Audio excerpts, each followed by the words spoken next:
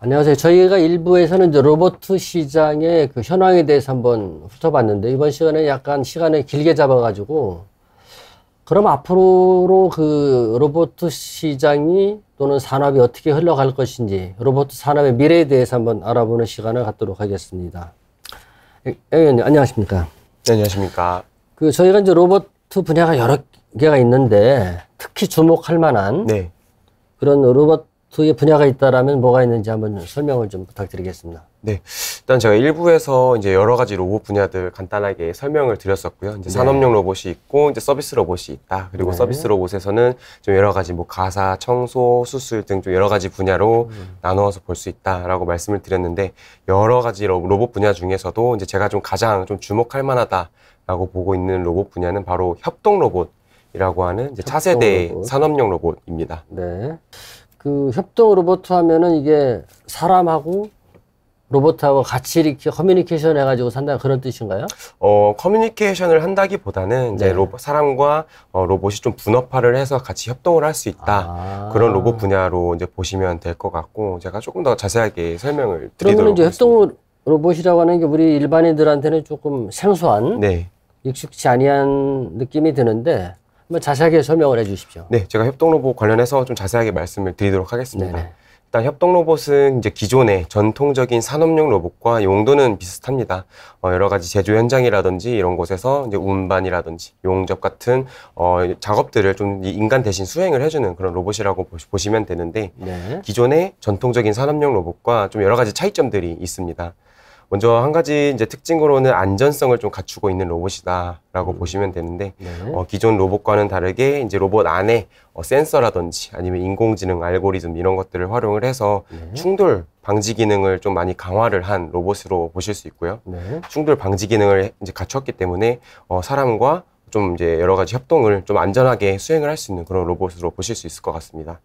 그리고 또 한 가지로는 또 가격도 많이 저렴해졌습니다. 이제 로봇이 좀 많이 소형화되다 보니까 가격도 많이 저렴해졌고요. 기존 로봇 대비 한 절반 수준까지 좀 가격이 내려왔다라는 특징도 말씀을 드릴 수 있을 것 같고, 마지막 특징으로는 이제 여러 가지 인터페이스들, 이제 사람이 로봇을 이제 조작하는 데 있어서 인터페이스들이 많이 간편화되면서 좀 상당히 이제 이용하기 좀 편리해졌다라고 보실 수 있을 것 같습니다.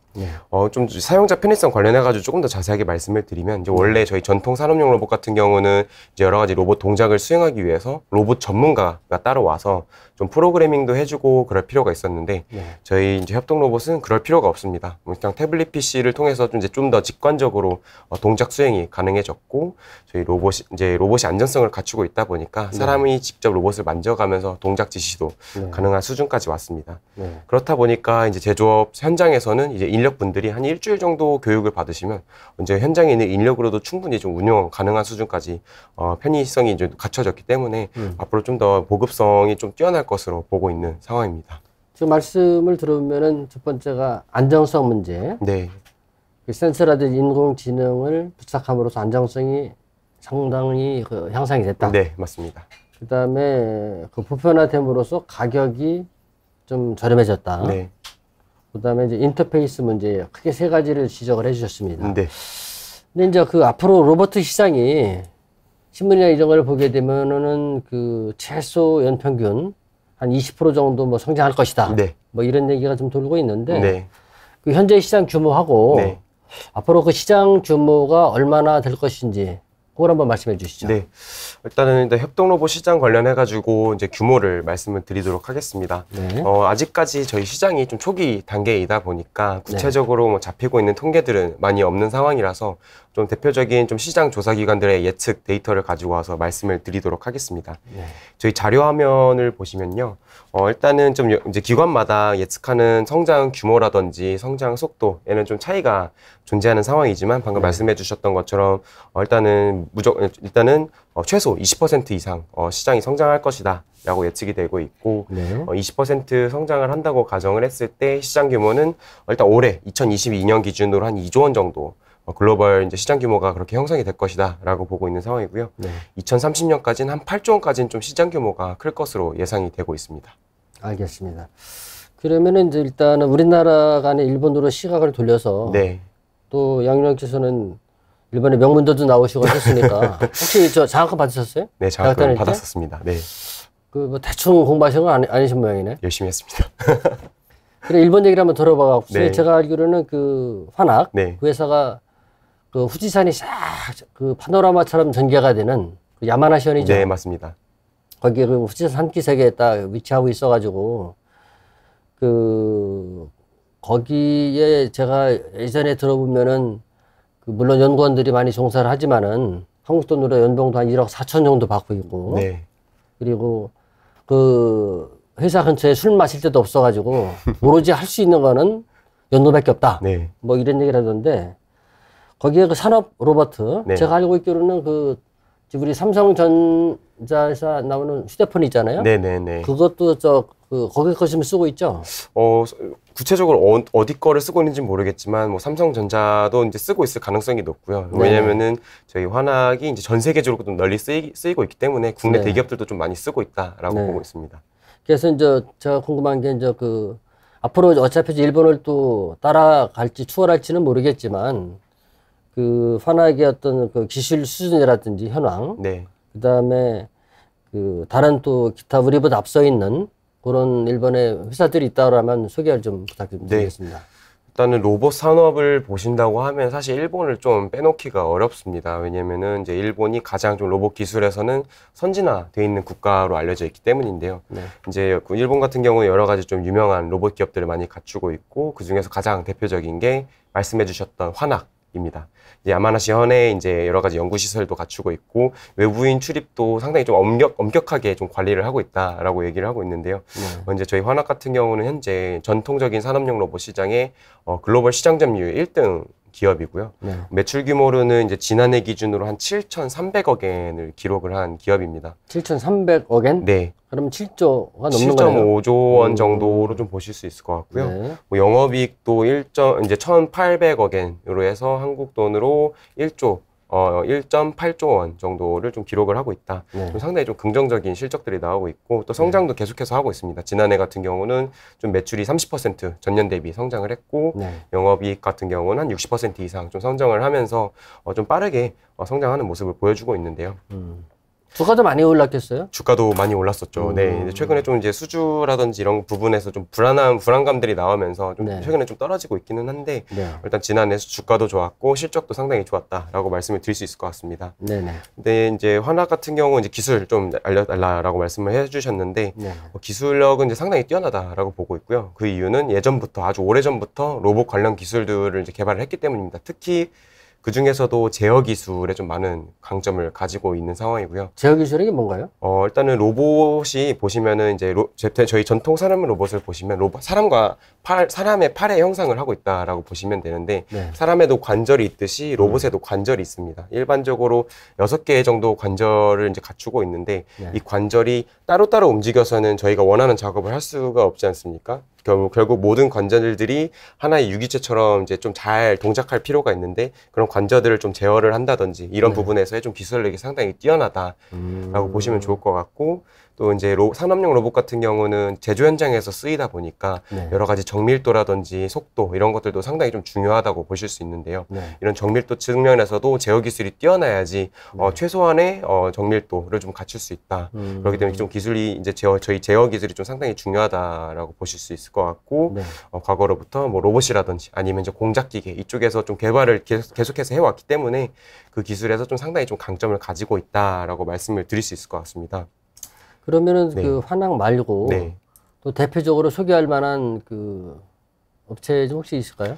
일단은 저희 전통 산업용 로봇에서는 저희 말씀드렸던 화낙 외에 일본의 야스카와라고 하는 회사가 있고요. 네. 그리고 이제 카와사키라고 하는 회사도 있습니다. 카와사키 오토바이 아닙니까? 카와사키 중공업, 네, 오토바이도 만들고 네, 여러 네, 가지 네, 이제 네. 중공업 관련해가지고 제품들을 만들고 있는데 거기에서 이제 로봇도 좀 상당히 좀 비중이 큰 기업을 보실 수 있고요. 네. 그리고 이제 로봇 완제품도 있지만 로봇 부품도 있습니다. 이제 로봇 부품에서도 저희 일본이 좀 상당히 강세를 보이고 있는데요. 네. 로봇의 부품이라고 하면은 이제 저희 모터 로봇도 들어가고 모터와 같이 결합돼서 쓰이는 감속기라고 하는 좀 핵심 부품도 있고 네. 그 외에 뭐 센서라든지 제어기기 여러 가지 부품들이 존재합니다. 네. 일본이 이 모든 부품에서 상당히 강점을 가지고 있고요. 네. 모터 같은 경우는 이제 제가 말씀드렸던 뭐 화나기라든지 아스카와도 잘 만들고 있고 그리고 이제 감속기 같은 경우는 일본의 하모닉 드라이브 시스템즈라고 하는 회사와 그리고 나부테스코라고 하는 회사가 이제 좀 잘 만들고 있습니다. 각각 글로벌 시장 점유율 이제 소형 정밀 감속기 시장에서 한 80% 차지를 하고 있고 이제 나부테스코 같은 경우는 중대형 감속기 시장에서 글로벌 시장 점유율 60% 차지하면서 거의 독과점을 하고 있는 상황이고요. 네. 그리고 이제 센서 같은 경우도 이제 뭐 저희 키엔스라고 하는 회사나 아니면 이제 오므론이라고 하는 회사에서 좀 잘 만들고 있다라고 좀 말씀을 드릴 수 있을 것 같습니다. 그러면 일본 얘기는 제가 잘 들었고요. 그러면은 그 옆 동네 집 얘기가 중요한 게 아니고 네. 우리 집 얘기가 중요하잖아요. 네, 네, 맞습니다. 우리나라의 그 로봇 관련 대표 기업들 네. 어느 회사가 있는지 네. 그다음에 그 물론 지금 독일이나 미국이나 일본에 비해서는 우리나라가 좀 뒤처져 있다라고 하는데 네. 뭐 계속 뒤에 갈 수는 없는 거고. 네, 맞습니다. 국내 기업들도 그 앞으로 글로벌 시장에서 존재감을 좀 보내줄 수 있는지 네. 한번 한 말씀 해주시죠. 네, 뭐 사실 국내 기업에서도 여러 가지 로봇 회사들이 있고 이제 각자 자들 열심히 하고 있고 잘 하고 있는 모습이지만 일단 제가 협동 로봇에 좀 주목할 필요가 있다라고 말씀을 드렸으니 협동 로봇 관련해서 기업을 좀 말씀을 드리도록 하겠습니다.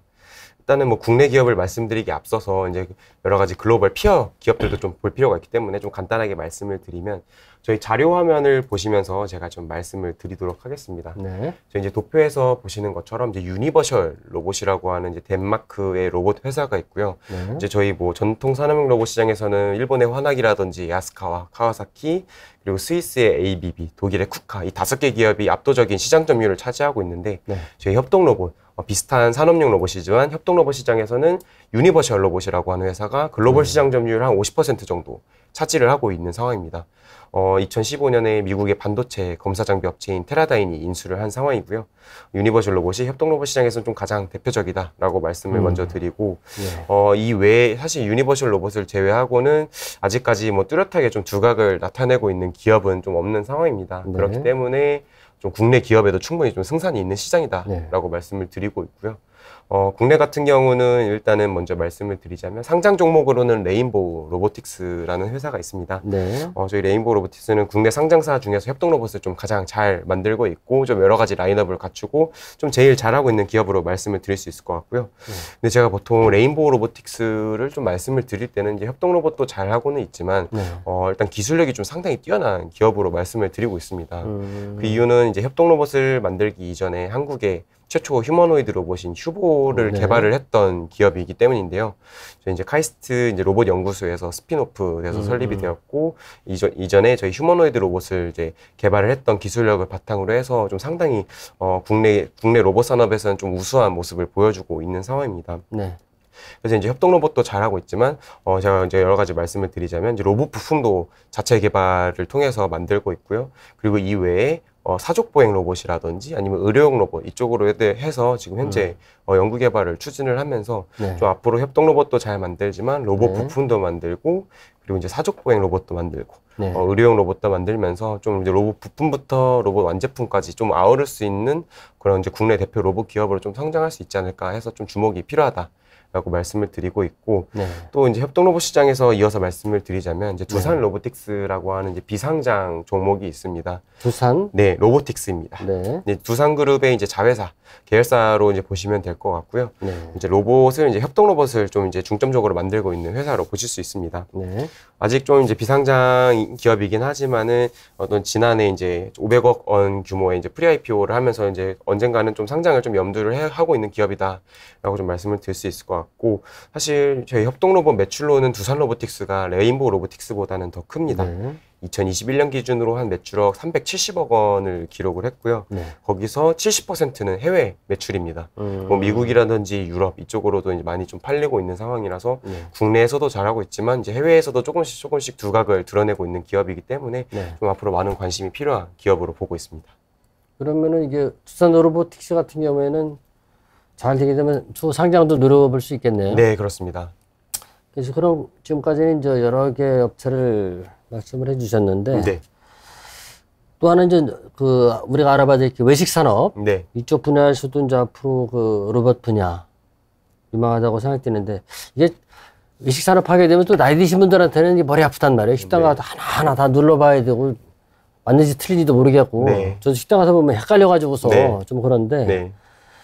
그 위원님께서 보시기엔 앞으로 그 서비스 산업 부분에서 네. 로봇 분야가 어떻게 될 것이라고 좀 보시는지. 일단은 서비스 로봇 분야에서 이제 저희가 계속 제가 말씀을 드리고 있지만 앞으로 좀 많이 활성화가 될 것으로 기대가 되고 있습니다. 그리고 여러 서비스 로봇 분야 중에서도 좀 제가 제일 주목을 하고 있는 거는 물류 쪽에서 쓰이는 로봇과 그리고 이제 외식 산업에서 쓰이는 로봇입니다. 뭐 외식 쪽에서 쓰이는 로봇은 크게 서빙 로봇하고 그리고 조리 로봇으로 구분을 해서 볼 수 있고요. 제가 이제 이 물류 그리고 외식 산업에 좀 가장 주목이 필요하다라고 말씀을 드리는 이유는 노동력 부족 문제가 좀 가장 극심하게 나타나고 있기 때문이다라고 말씀을 드리고 있고요. 그렇기 때문에 좀 자동화 수요가 좀 상당하게 높게 나타나고 있고 로봇도 여러 가지 활용이 좀 시도가 되고 있는 분야이기 때문입니다. 그러면 이제 또 하나 궁금한 게 이제 물류 산업 분야. 네. 그 여러 가지 작업 같은 거를 이제 로봇가 대체하기 이제 시작한 걸로 생각이 되는데. 네. 우리나라 그 물류 로봇의 그 최근의 트렌드라고 할까요? 네. 그것 좀 설명을 해 주시죠. 네, 일단은 제가 이제 물류 로봇 주목할 필요가 있다라고 말씀을 드렸는데 말씀하셨던 것처럼 물류 현장에서의 여러 가지 작업들을 좀 이제 원래 사람이 하던 것들을 로봇이 좀 대체를 하기 시작한 상황으로 말씀을 드릴 수 있을 것 같습니다. 보통 물류 현장 같은 경우는 뭐 운반이라든지 아니면 분류, 포장, 뭐 상하차 아니면 이제 배송까지 좀 여러 가지 좀 나누어서 볼 수 있는데 사실 좀 놀라실 수도 있지만 모든 분야에서 로봇이 좀 대체를 하기 시작한 상황입니다. 그리고 이제 가장 좀 대표적으로 로봇이 많이 쓰이고 있는 분야는 이제 운반 분야이고요. 저희 아마존이 좀 가장 대표적인 이제 물류 기업인데 아마존에서는 이제 상당 부분 자동화가 이루어져 있고 거기에서 로봇들이 좀 많이 쓰이고 있는 상황입니다. 운반 로봇들이 실제로 많이 쓰이고 있는 상황인데 거기서 쓰이는 로봇 종류를 좀 제가 간단하게 설명을 드리면 AGV라고 하는 로봇이고요. 간단하게 설명을 드리자면 이제 물류창고의 지면이라든지 뭐 천장에 테이프 또는 QR코드와 같은 경로들을 미리 설정을 해놓고 로봇이 그 고정된 경로를 따라다니면서 물건들을 운반을 해주는 로봇으로 말씀을 드릴 수 있을 것 같고 다만 최근에는 이제 고정된 경로밖에 주행이 안 되다 보니까 조금 더 유연하게 자율적으로 주행을 할 수 있는 로봇에 대한 수요가 지속적으로 존재하고 있는 상황입니다. 그래서 이제는 이제 고정된 경로 없이 로봇이 스스로가 경로를 생성을 하고 여러 가지 사람이나 물건들을 피해서 주행을 하는 AMR이라고 하는 로봇들이 좀 이제 최근에 좀 핫하게 떠오르고 있다라고 말씀을 드릴 수 있을 것 같고요. 올해 저희 CJ 대한통운도 이 AMR을 128대 도입을 하면서 국내에서도 좀 많은 관심이 커지고 있다라고 보실 수 있을 것 같습니다. 그러면은 그 대표적인 그 물류 로봇 한번 소개를 해줘 보실래요? 네네. 물류 로봇 이제 대표 기업으로는 제가 간단하게 말씀을 드렸지만 아마존의 아마존 로보틱스가 있습니다. 그 아마존의 키바 로봇이라고 하는 로봇을 만드는 회사고요. 근데 이제 이 아마존 로봇 같은 경우는 아마존에서밖에 안 쓰이기 때문에 그 외에 좀 어디 로봇이 쓰이는가를 좀 말씀을 드리자면 중국의 긱플러스라고 하는 회사의 로봇이 가장 많이 쓰이고 있습니다. 그래서 이제 저희 올해 초에 CJ 대한통운이 도입했던 로봇도 이 긱플러스라고 하는 중국 회사 로봇을 도입을 한 상황이고요. 그리고 이제 국내 기업으로 말씀을 드리면 뭐 유진 로봇이라든지 아니면 티로보틱스와 같은 이제 기업들이 이제 지난해부터 좀 본격적으로 여러 가지 물류 로봇들을 이제 본격화하고 있는 상황이다라고 말씀을 드릴 수 있을 것 같습니다. 그리고 이제 그 궁금한 게 이제 그 서빙 로봇이라고 할까요? 서빙하고 음식 같은 거 조리하는 거. 그 조리 로봇 등 그 외식 산업에서 쓸 수 있는 로봇이 뭐가 있는지 좀 설명을 해 주시죠. 일단은 제가 앞서서 외식 산업에서 쓰일 수 있는 로봇은 크게 이제 서빙 로봇하고 그리고 이제 조리 로봇 두 가지로 좀 나누어서 볼 수 있다라고 말씀을 드렸고요. 먼저 서빙 로봇을 말씀을 드리도록 하겠습니다. 서빙 로봇은 이제 저희 자료 화면에서 보시는 것처럼 이제 선반을 좀 여러 개 갖추고 있고요. 자율주행 기술을 갖춘 로봇이다. 라고 말씀을 드릴 수 있을 것 같습니다. 보통 이제 주방에서 테이블까지 이제 음식물들을 좀 이제 배달을 해주는 그런 로봇으로 말씀을 드릴 수 있을 것 같고요. 국내 음식점에서도 좀 최근에 많이 도입이 되면서 한 번쯤은 좀 보시지 않았을까 싶기도 한데 아쉽게도 국내 음식점에 현재 도입되고 있는 서빙 로봇의 80%에서 한 90% 정도는 중국산 로봇입니다. 그래서 이제 현재 국내 기업으로는 LG전자가 좀 홀로 분투를 하고 있는 상황이다 라고 말씀을 드릴 수 있을 것 같고요. 그리고 이어서 이제 조리 로봇을 좀 간단하게 말씀을 드리면 뭐 여러 가지 햄버거라든지 피자, 아이스크림 또는 이제 커피, 그리고 한국에서는 이제 치킨 튀기는 로봇이 좀 많이 주목을 받고 있는 상황입니다. 네. 그래서 이제 특히 이제 치킨 튀기는 치킨 로봇 같은 경우는 올해 초에 이제 교촌에서 이제 실제로 로봇 팔을 써서 치킨을 튀기겠다라고 네네. 이야기를 하고 있고 네. 이번 달에는 이제 지난달이죠. 지난달에는 이제 멕시카나 치킨에서 이제 치킨 튀기는데 로봇을 쓰겠다라고 얘기를 한 상황입니다. 그리고 이제 GS25에서는 실제로 도입이 돼서 운용이 되고 있는 상황이고요. 네. 그래서 이제 한국 같은 경우는 뭐 치킨이라든지 또는 이제 커피, 베이커리와 같은 이제 프랜차이즈 사업을 좀 기반으로 해서 네. 좀 조리 로봇들이 앞으로 빠르게 이제 보급이 될 것으로 예상을 하고 있고, 이제 조리 로봇 같은 경우는 이제 저희 자료화면 사진에서 보시는 것처럼 결국 로봇팔을 써서 조리를 하는 것이기 때문에 네. 그리고 이 로봇팔은 결국 협동 로봇이기 때문에 이제 네. 서비스 로봇에서 조리 로봇 시장의 확대는 결국 이제 협동 로봇의 이제 성장으로 이제 수혜가 이제 이어질 것이다라고 좀 말씀을 드릴 수 있을 것 같습니다. 지금 위원님 말씀을 듣다 보니까 이제 서빙 로봇이라든지 조리 로봇. 네. 이렇게 발달되는 건 좋은데 네. 지금 대학생들 같은 경우에 방학 때 네. 아르바이트 해가지고서 돈 좀 벌어야 되는데 네. 이 로봇가 다 해먹으면 뭐 이거 학생들 뭐 해먹고 살지 궁금하네 이것도. 이제 물론 그렇게 생각하실 수도 있는데요. 최근에 좀 놀라운 사실이 알바를 구하려고 해도 알바가 안 구해진다라는 얘기들이 있습니다. 뭐 특히 신도시나 이런 인력들이 많이 없는 곳에서는 네. 예를 들어서 치킨 튀기는데 이제 네. 시급이 15,000원에서 이제 20,000원까지 좀 올라가도 네. 그럼에도 알바생들이 안 구해지고 있다라는 얘기들도 있거든요. 일이 힘들어서 그런 거예요? 네, 일이 좀 고되기도 하고 사실 이제 저희 치킨 튀기는 뭐 로봇보다도 여러 가지 이제 최근에는 배달이라든지 좀 여러 가지 좀 다양한 알바들이 나오고 있어서 기존에 저희가 많이 하던 뭐 상하차 알바라든지 아니면은 뭐 치킨 튀기는 이런 알바 자리 같은 경우는 이제 많이 좀 인기가 떨어졌다라는 얘기도 존재하더라고요. 네. 지금까지 이제 의원님 말씀을 들어보면 로봇 산업의 미래는 밝다라는 네. 생각이 드는데 네. 그러면은 여기 또 투자자분들이 또 시청하시는 분들도 있으니까 네. 좀 관심 들 만한 네. 대표적인 기업체 네. 아시는 대로 좀 힌트를 좀 주시죠. 네. 일단은 기업 좀 두 가지를 크게 말씀을 드리도록 하겠습니다. 일단 먼저 첫 번째로는 제가 앞서서 말씀을 드렸던 협동로봇의 대표 주자인 네. 레인보우 로보틱스에 좀 가장 관심이 유효하다라고 다시 한번 강조를 드리고요. 네. 다시 설명을 드리면 이제 레인보우 로보틱스는 협동로봇을 국내 상장 종목 중에서는 제일 잘 만들고 있다. 그리고 여기에 더해서 예전에 저희 휴보라고 하는 휴머노이드 로봇을 개발을 했던 기술력이 있기 때문에 로봇 부품부터 해서 뭐 사족 보행 로봇이라든지 의료용 로봇까지 좀 다양한 로봇 분야도 좀 넘볼 수 있는 기업이기 때문에 중장기적인 성장 잠재력이 상당히 큰 기업으로 보실 수 있다라고 좀 먼저 추천을 드리고 또 한 가지로는 이제 로보티즈라고 하는 기업도 좀 같이 말씀을 드리고 싶습니다. 네, 로보티즈입니다. 로보티즈. 네. 네. 로보티즈는 이제 국내 1세대 로봇 기업이고요. 이제 구루라고 보시면 되는데 1990년대에 설립이 되어서 이제 지금까지 좀 이제 여러 가지 로봇 사업들을 좀 진행을 해온 기업입니다. 네. 좀 자세하게 말씀을 드리면 일단은 예전에는 로봇 부품이나 아니면 이제 로봇 개발자들을 위한 연구자용 플랫폼들을 좀 잘 만들던 회사였다라고 말씀을 드릴 수 있을 것 같고 네. 지금도 이 로봇 부품 사업에서는 상당히 좀 강점을 가지고 있는 기업입니다. 네. 보통 이제 제가 앞서서도 간단하게 말씀을 드렸지만 로봇 부품 하면은 일본하고 독일 기업이 압도적으로 강한 상황인데 저희 로보티즈의 이제 액추에이터라고 하는 관절에 들어가는 로봇 구동 부품이 이제 있는데요. 이 구동 부품이 일본으로 좀 역수출이 될 정도로 이제 좀 시장에서는 그 경쟁력들이 좀 인정받았다라고 좀 덧붙여 말씀을 드릴 수 있을 것 같고 최근에 이제 로봇 산업이 호조를 보이면서 지속적으로 저희 액추에이터 매출이 좀 올라오고 있기 때문에 이 로보티즈는 일단 안정적인 로봇 부품이라는 안정적인 실적 기반을 갖추고 있다라고 설명을 드릴 수 있을 것 같습니다. 그리고 이제 또 한 가지 덧붙여 말씀을 드리면 이제 지난해에는 이제 자율주행 로봇들 공개를 했고 이제 로봇 부품을 만들던 회사에서 서비스 로봇으로 이제 전환을 내세우고 있고요. 지난해 이제 실내 자율주행 로봇하고 실외 자율주행 로봇 두 가지를 좀 공개를 한 상황입니다.